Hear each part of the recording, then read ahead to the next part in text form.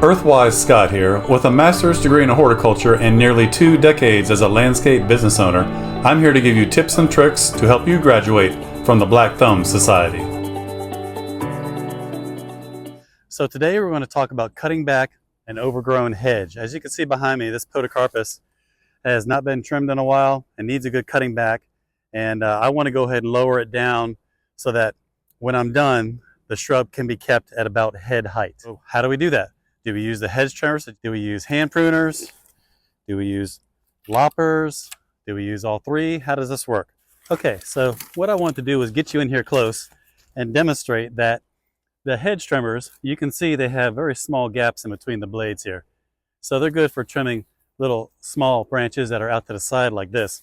But once you get into the interior structure of the shrub, you can see you have a branch here that's about, I don't know, 1.5 inches in diameter, give or take.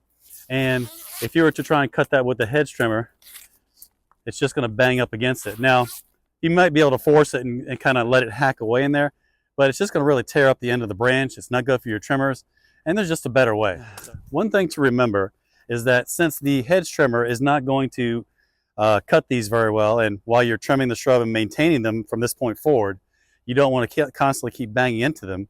You want to make sure that you trim these larger structural branches below the level that you're actually going to keep the shrub. So if I'm going to keep this hedge head high up here, then I want to cut the larger structural branches about 10-12 inches below that level, and then let these smaller branches that you can see right here come up and fill in, and then down the road you can just keep it neat with the hedge trimmer.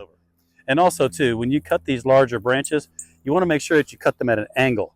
So with the rainwater hits it, it just splashes off and runs instead of being flat where the water could collect and cause rot. Now you might want to use a Sawzall, and I'll demonstrate with that in a moment, but I wanted to show you how to use the loppers to make this cut that we're talking about.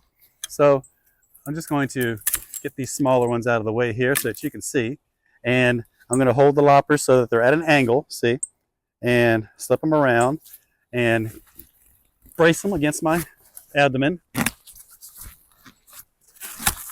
and make that cut. Now, that's not a very clean cut because it's split and broken up right here, and the bark peeled back too. So what I'm going to do is I'm going to clean up that cut with the loppers and make sure that we have a nice, smooth cut. But you got an angle here, and that will give that branch a chance to heal. I think that the Sawzall will make a much better cut here, much cleaner, and that's what we're going to do next.